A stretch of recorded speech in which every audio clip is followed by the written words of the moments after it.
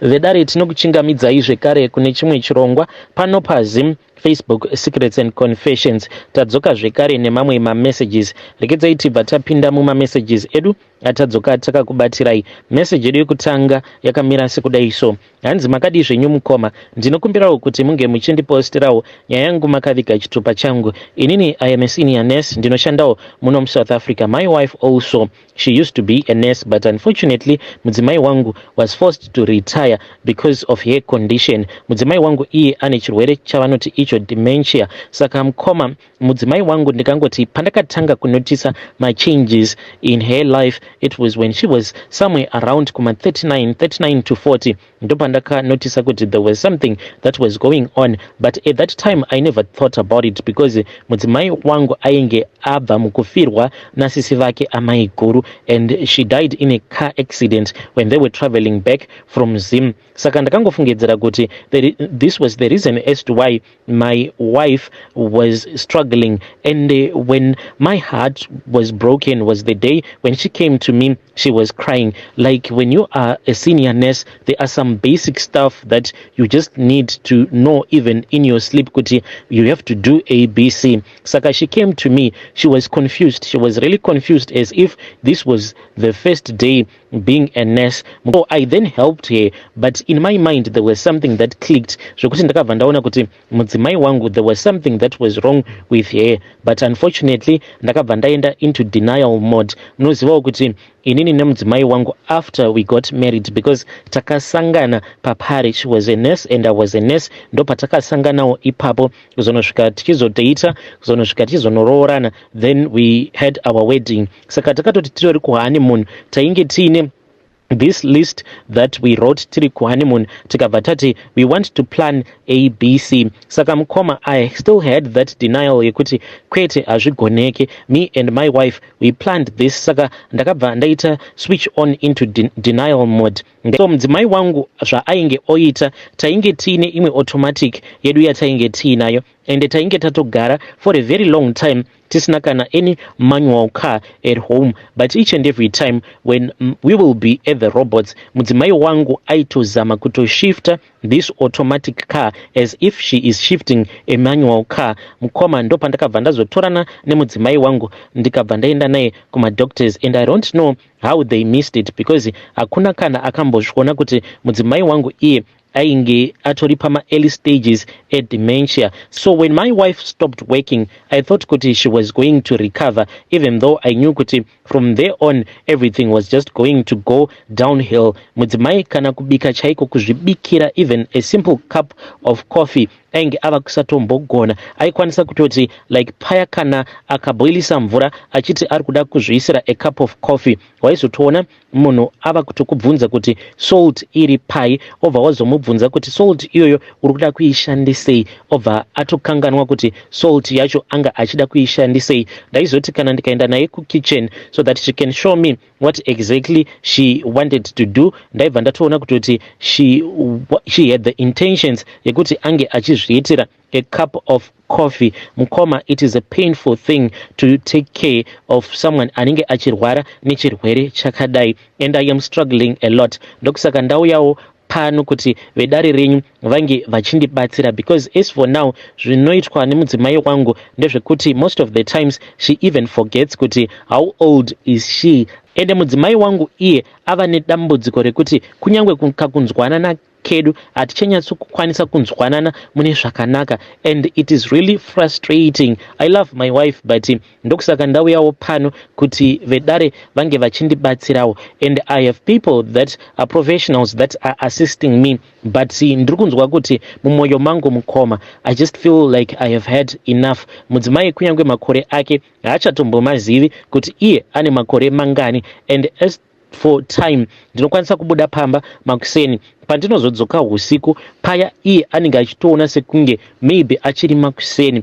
So kana kuinewo vamwewo vekuti vanenge vaine marelatives avo anenge aine dementia, ko muri kuzvigonawo sei? I don't know kuti how many times have I been going for these therapies and counseling, but ndikunyatsokunzwa kuti it is not helping. Saka ndokusaka ndau yawo kwamuri mhuri yeZimbabwe zvimwe kuda emimi munokwanisa kundibatsira. So pachipatara apo pandinoshanda, there is this other nurse uyo wandakazopfimba. She's a young South African nurse, a junior nurse anoshandawo pachipatara ipapo. Saka we used to look at each other very weird. Saka I then got the guts to ask her out. Then we went out, but hapana kana zvatakamboita. We were just having a regular conversation. Saka nerimwe zuva ndakati ndotobuda ndichienda kubasa, akabva azonditextera akabva ati ndiri kukumbirawo kuti unge uchidarika nekumba kwangu. I then went to her apartment, akabva andiudza kuti motikari yake yainge ichiramba kumuka. Saka we were standing in her garage. Akabva azouya akabva azomira paside neni, ndokubva tazotanga kugrebhana paya. We went to her bedroom, but zvakandirambira. Iye ainge atokurura nhumbi dzake, but ndakabva ndamuudza kuti ange achipfeka nhumbi dzake, because in that moment I felt so guilty. Akabva ati ndo zvava kutoita kuti ndinge ndichikuda, because I can see kuti you are faithful and you are trustworthy. Iye ari kungoti I am going to wait for you. Tinodanana zvedu, tinoita zvose, but hatizo sikibonde. Kune avo vachati mirira mudzimai wako achaita right. Kana muchiziva chirwere ichi, kunyange muchida munokwanisa kuchigugula. There is no coming back. Mudzimai wangu pfungwa dzake dzangofanana nepfungwa dzemwana mudiki, kacheche chaiko. And you cannot even reason with her for no reason at all. Your wife, when you try to be romantic to her, to remind her the times when you used to enjoy life, she can end up shouting at you, kana kutothreatena, kutozviuraya, kana kutokuuraya iwewe when you are fast asleep. Sezvinongoita kamwana kanenge kachiri kacheche, ndo zvava kungoitawo mudzimai wangu. So I do not know how else am I supposed to cope. I am just saying this kune avo vanenge vachida kuzondijaja. Hey, vedare ndo message iyo yandakatumidzirwa ichibva kuna mukoma vedu. Hey, zvinongorwadza, what a sad story. Asi ngatitaurei navo mukoma vedu ava mucomment section. Regedzai tibva taenda panyedu inotevera. Nyedu inotevera yakamira sekudai so. Hanzi makadi zvenyu mukoma, ndinokumbirawo kuti munge muchindiposterawo nyaya yangu makaviga chitupa changu.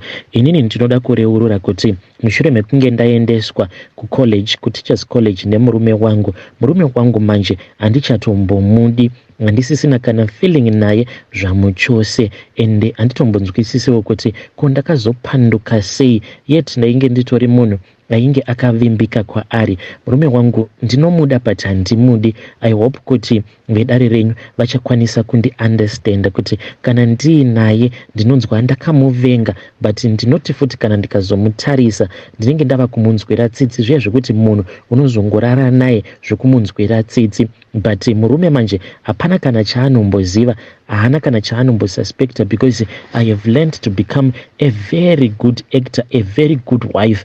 And saka ndinotomupfugamira ndichitomurakidza rudo. Iye anototi ndo zvinomusimudza mafeelings ake izvozvo, but chaasingazivi ndechekuti mukoma apa ndinenge ndichitomuvhara, ndinenge ndichivhara iye because ndinenge ndisingade kuti iye ange achizozviziva kana kuzongosuspecta kana kutombonyumwa kuti ndatova nechikomba changu chandiinacho. So mukoma, murume wangu uyu pandakasangana naye, iye akabva ati mukadzi wangu, because takasangana apo inini pandainge ndichiri form 3, iye kuchikoro akagumirawo grade 7, uye grade 7 yacho haatomborina kana kutombonyora. Saka pandakadhumana naye, iye ainge ava kutoshanda even though we are the same age.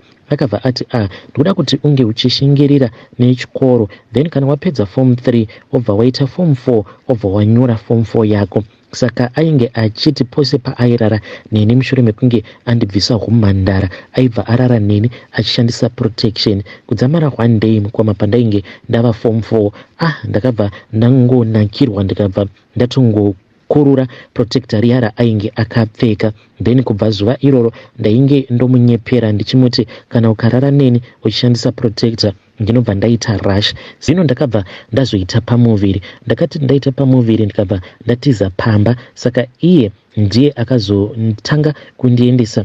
Saka ndakabva ndazoita pamuviri. Ndakati ndaita pamuviri, baba vakabva vazoramba kundibhadharira chikoro, tainge tatova.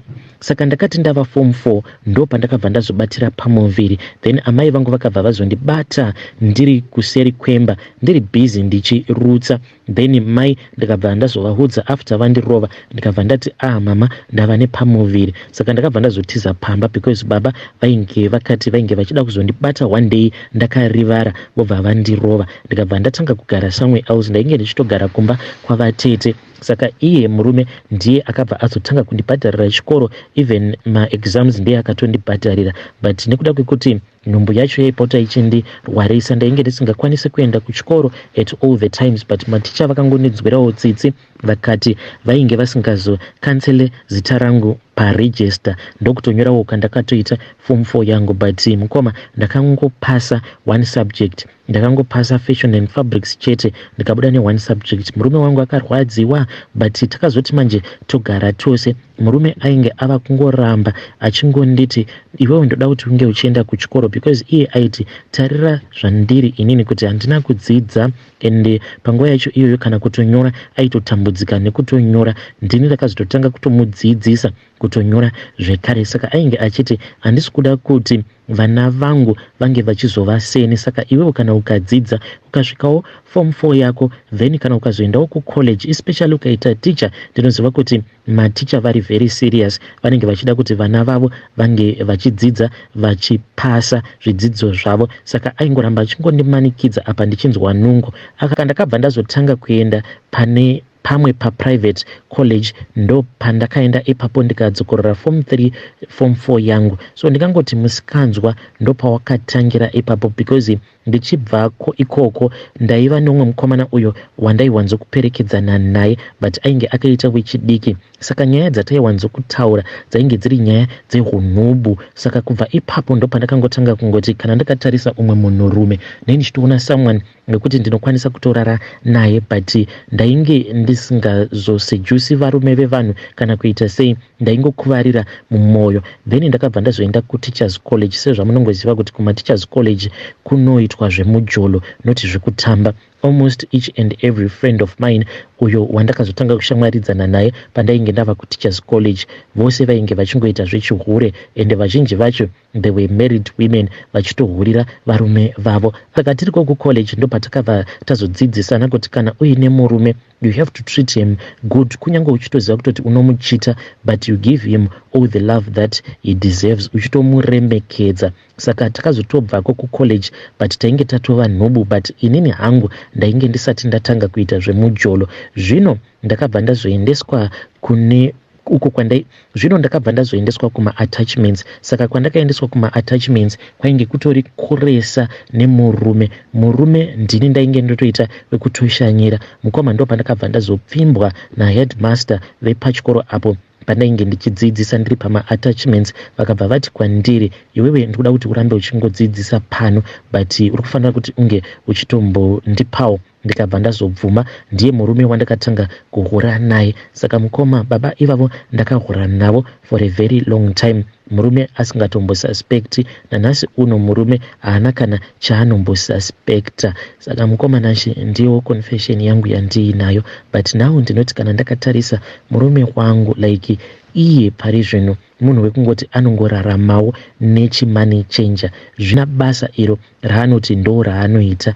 Ndinoti kana ndakamutarisa ndinoona kuti baba ava kana future havana. Now ndinoti kana ndikatarisa vamwe varume avo vandinoenda ndichinosangana navo, because tinowanzokuendawo kuma-conferences edu nema-business meetings, kuma-tea time nevamwewo varume vekuti unyazokuona kuti this guy is a professional guy, like this other guy uyo akandipfimba akandiudza kuti iye ndi lawyer and andohandla mamwe macases mahombe. So akabva anditi anondida.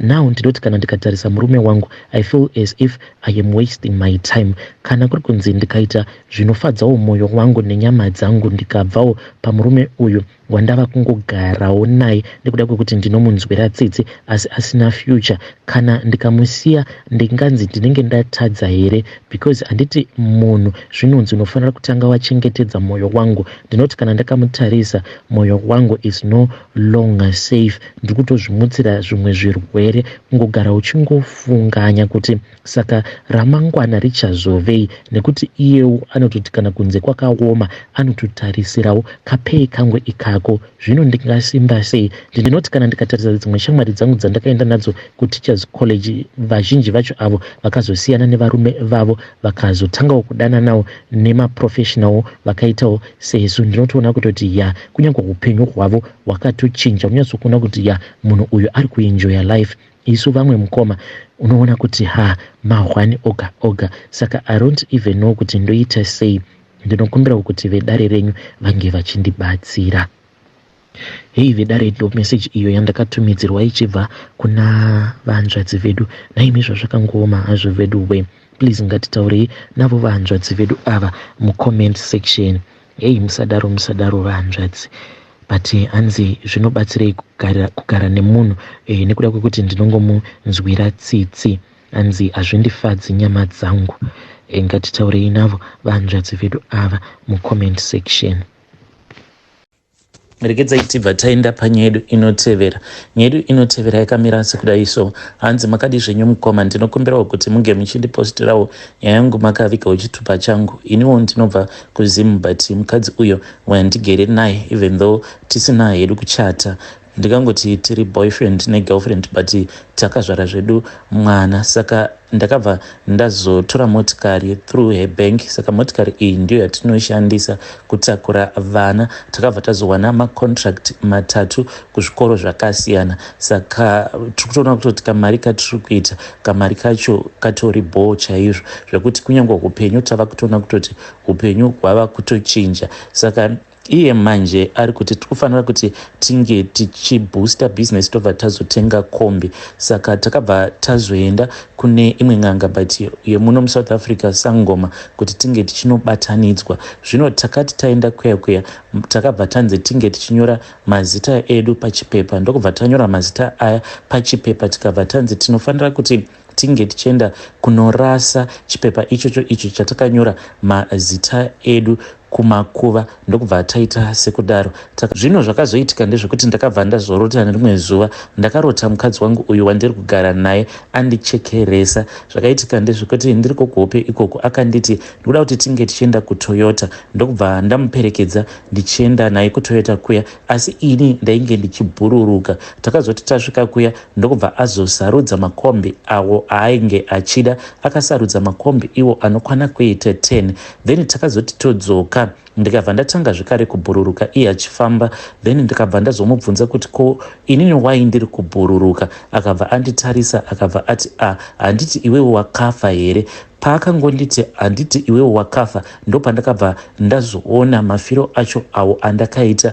Ndakafa nekupfurwa nepfuti, ndo zvandakarota kuti ndainge ndafa, ndaita zvekudhurwa nepfuti. Then ndikabva ndazoona kuti mubedroom medu mainge muine imwe hari iyo yainge irimo. Hari iyi yainge yakazara neropa. Ndokubva ati ona hari iyo yakazara neropa, ropa iroro unomboziva kuti nderani here? Akabva ati ropa iroro nderako. Saka ndakazongopepuka ndichiridza mhere. Then ndakati azondibvunza kuti ko why wanga uchiridza mhere, warotei? Ndokubva ndazomunyepera. So weekend yadarika iyo akabva azoti taifanira kuti tinge tichienda kuna Sangoma uya kuti tinge tichizopedzisirwa kugadzirirwa mishonga yedu, sezvo tiine tarisiro yekuti tiri kufanira kuti tinge tichidzokera kubank tobva tanokumbira chimwe chikwereti. Saka hanzi tiri kufanira kupiwa mushonga imwe yeluck yekuti kunyange tikaenda kubank tichinokumbira loan, then tinobva tangopiwa loan iyoyo. Zimbabwe ndiri kukumbirawo kuti munge muchindibatsirawo. Ndoitawo sei? Kune ng'anga here inokwanisa kundisunungurawo pane izvo zvandakaita zvekuti takanyora chipepa chatakanyora mazita edu tikabva tanochikanda kumakuva? Ndava kutya kuti zvimwe kuda hope dzandakarota, maybe hope idzodzo ndedzechokwadi, zvimwe kuda mukadzi uyu achazondichekeresa. Please help me. Vakabva vazosenda zvekare message vakati kubva zvatakaita mhiko idzi mudzimai anongogara achingondibvunza kuti ko uripi, like munhu anenge achida kunditreka mamovements angu.